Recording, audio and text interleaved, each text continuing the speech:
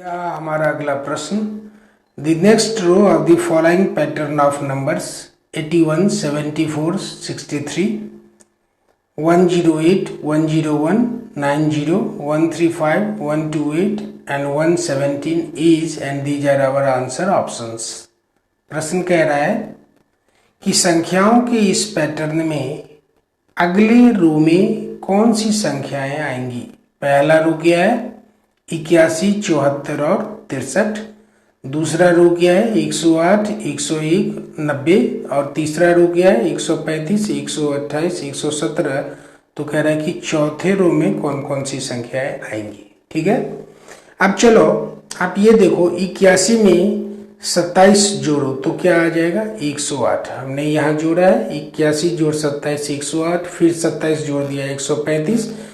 तो अगली संख्या प्राप्त करने के लिए हमें फिर क्या करना होगा 27 जोड़ना होगा तो 162। इसी तरह से 74 में 27 जोड़ेंगे तो 101, फिर 27 जोड़ेंगे तो 128 और अगली संख्या प्राप्त करने के लिए फिर 27 जोड़ेंगे तो 155।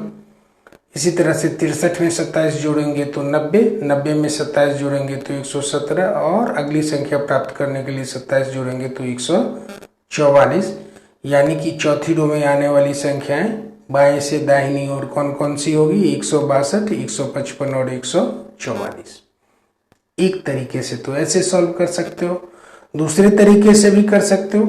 81 में से आप 7 घटा लो, 81 में से 7 घटाओगे तो अगली संख्या पहले रो में आपको प्राप्त हो जाएगी। और फिर इसमें से यानी कि 81 में से 7 हमने घटाया तो 74 और 74 में से आप 11 घटा लो तो आपको मिल जाएगा क्या उसकी अगली संख्या, रो की अगली संख्या यानी कि 63।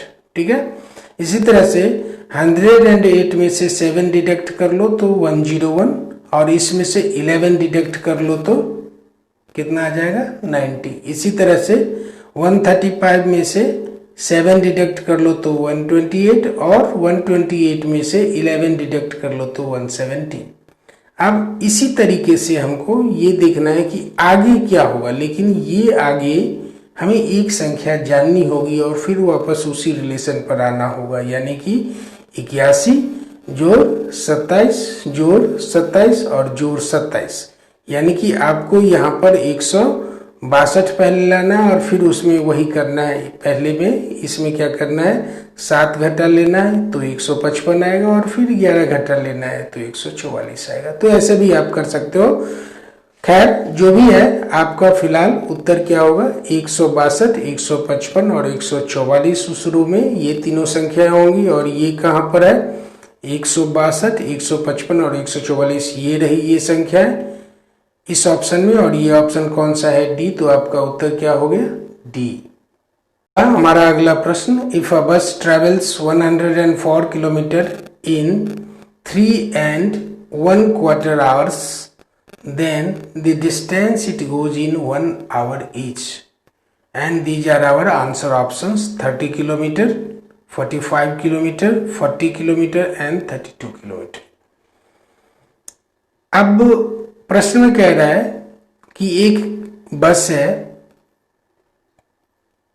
जो 104 किलोमीटर की दूरी 3.25 घंटे में तय करती है, तो बताओ 1 घंटे में वो कितनी दूरी तय करेगी। और ये हमारे उत्तर विकल्प दिए गए।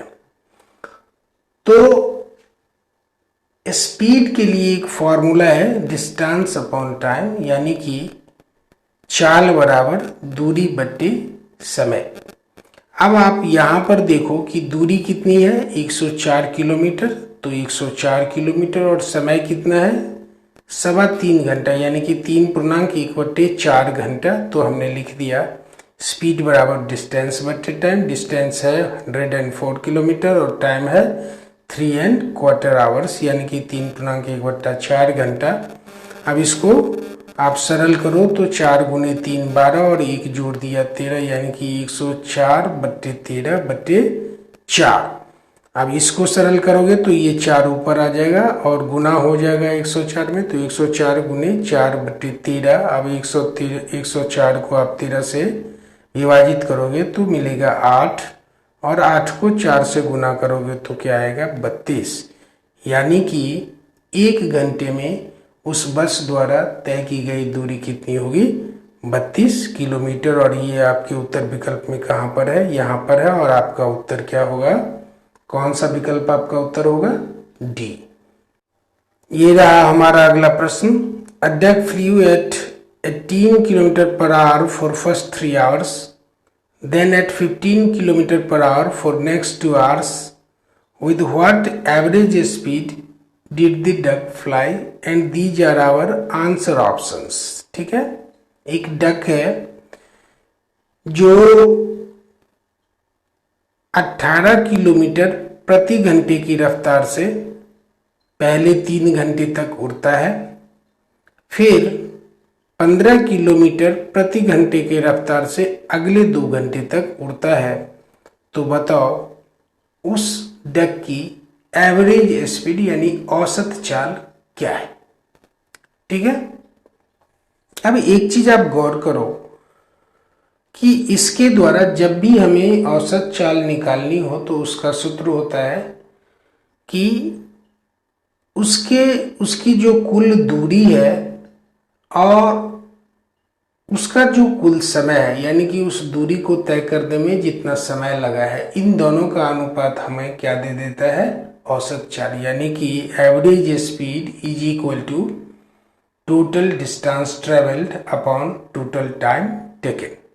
ठीक है, तो सबसे पहले हम क्या करते हैं? कुल दूरी ज्ञात कर लेते हैं। तो कुल दूरी कितनी है? 18 किलोमीटर प्रति घंटे की रफ्तार से वो पहले 3 घंटे तक वो डक उड़ रहा है, तो 18 गुने 3, और 15 किलोमीटर की रफ्तार से वो अगले 2 घंटे तक उड़ रहा है, तो 15 गुने 2, यानी कि इस 5 घंटे में उसने कितनी दूरी तय की? 18 गुने 3 बराबर 54 और 15 गुने 2 बराबर 30, यानी कि 84 किलोमीटर। ठीक है, 5 घंटा समय था, यानी कि 3 घंटा और 2 घंटा, और दूरी जो उसने तय की थी वो 54 और 30 किलोमीटर, यानी कि 84 किलोमीटर की दूरी उसने तय की कितने समय में की? 5 घंटे में। तो औसत चाल बराबर क्या होगा? बताया था अभी, कुल दूरी बटे कुल समय। कुल दूरी थी 84 किलोमीटर की और कुल समय लगा था 5 घंटा। हमने 84 में 5 से भाग दे दिया तो आया 16.4/3 किलोमीटर प्रति घंटा। और ये हमारे किस ऑप्शन में है? 4/5 किलोमीटर प्रति घंटा। 16 गुने 5 बराबर 80 और जोड़ 4 यानी 84/5, तो 16.4/5 किलोमीटर प्रति घंटा। और ये हमारे किस ऑप्शन में है? यहाँ पर है, इसीलिए हमारा उत्तर क्या होगा? सी। The number of students in the different classes is given below in the bar chart. ये एक ग्राफ दिया गया है, बार डायग्राम है, बार ग्राफ है, जिसमें अलग अलग क्लासेज में छात्रों की संख्या को दर्शाया गया है, दिखाया गया है। तो हमसे पूछा जा रहा है कि which class has the highest number of students? इसमें से किस क्लास में सबसे अधिक स्टूडेंट है, सबसे अधिक छात्र हैं? अब ये देखो, इस ग्राफ से हमें क्या दिखता है? ये रहा हमारा क्लास 6, 7, 8, 9 और 10, और ये रहे स्टूडेंट्स की संख्या। ये हमने कैसे पता किया? तो ये देखो, सबसे पहले 6 में यहाँ पर आते हैं और इसके बार को देखते हैं, ये यहाँ तक आया। अब हमें इसके लेफ्ट में देखना है, इधर जिधर छात्रों की संख्या प्रदर्शित हो रही है। इस बार की ऊंचाई, इन सभी बार्स की ऊंचाई इन छात्रों की संख्या को प्रदर्शित करती है। अब यहाँ पर इस क्लास 6 के बार की ऊंचाई कितनी है? 20, तो हमने लिख दिया क्लास 6 में कितने हैं? 20। 7 की कितनी है? 15 और 20 के बीच में, ये 17 या 18 होगा, तो हमने लिख दिया 17 और 18। 8 में कितनी है? ये देखो, ये 25 को दर्शा रहा है, तो हमने लिख दिया 25। 9 में कितनी है? ये 15 को दर्शा रहा है, तो हमने लिख दिया 15। और 10 में कितने छात्र हैं?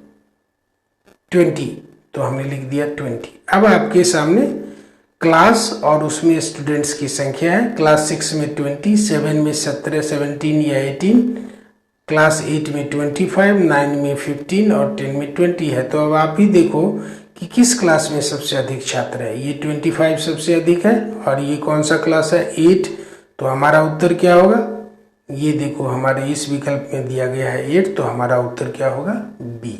ठीक है, इस क्वेश्चन को देखो। The pictograph shows the number of mango boxes sold by a trader in the first 4 days of a week. नीचे ये जो पिक्टोग्राफ दिया गया है, इसमें एक व्यापारी के द्वारा 4 दिनों में, यानी कि सोमवार, मंगलवार, बुधवार और बृहस्पतिवार को आम के बक्से की संख्या जो उसने बेची है वो दर्शाई गई है। ठीक है, यानी कि एक ट्रेडर ने इन 4 दिनों में जितने आम के बक्से बेचे हैं उसको दर्शाया गया है इस बार ग्राफ में। और यहाँ पर एक सर्कल 5 बक्से के बराबर है। यहाँ पर लिख रहा है कि if circle represents 5 boxes and he had 150 boxes in the beginning, then the number of boxes left after Thursday is. अब प्रश्न कह रहा है कि शुरुआत में जब उसने बेचना शुरू किया तो उसके पास 150 बॉक्सेस थे आम के, और थर्सडे तक उसने आम के बॉक्सेस को बेचा। तो थर्सडे के अंत में उसके पास कितने बॉक्स बचे रह गए, कितने आम के बॉक्स बचे रह गए। ठीक है, और ये हमारे उत्तर विकल्प दिए गए। तो इसमें हमें करना क्या होता है कि जैसे मंडे को ये सर्कल आप देख रहे हो, इस सर्कल को गिनो 1 2 3 4 5, और एक सर्कल कितने के बराबर है, 5 के बराबर, यानी कि 5 मैंगो बॉक्सेस के बराबर। तो मंडे को उसने कितने मैंगो बॉक्सेस बेचे, 5 गुने 5 यानी कि 25। ठीक है, इसी तरह से ट्यूसडे में ये कितने सर्कल है, 1 2 3, एक सर्कल 5 बॉक्सेस के बराबर। तो ट्यूसडे को उसने कितने बॉक्सेस बेचे, 3 गुने 5। इसी तरह से वेडनेसडे में ये देखो 6 सर्कल्स हैं, तो 6 गुने 5। और थर्सडे में यानी कि बृहस्पतिवार को उसने 8 बक्से, 8 सर्कल्स यानी कि 8 गुने 5 बक्से आम के बेचे। अब देखो 5 गुने 5 बराबर 25, 3 गुने 5 बराबर 15, 6 गुने 5 बराबर 30 और 8 गुने 5 बराबर 40। इन सभी बक्सों को आप जोड़ लो तो आता कितना है, 110। यानी कि सोमवार से बृहस्पतिवार तक, मंडे से थर्सडे तक उस ट्रेडर ने, उस व्यापारी ने 110 आम के बक्से, मैंगो बॉक्सेस को बेचा। आपको याद है कि शुरुआत में उसके पास कुल कितने बक्से थे, 150, जिसमें से थर्सडे के अंत तक उसने 110 बक्से को बेच दिया। तो आप ही बता दो अब कि उसके पास कितने बक्से बचे हुए हैं। तो 150 घटे 110 बराबर 40 है ना।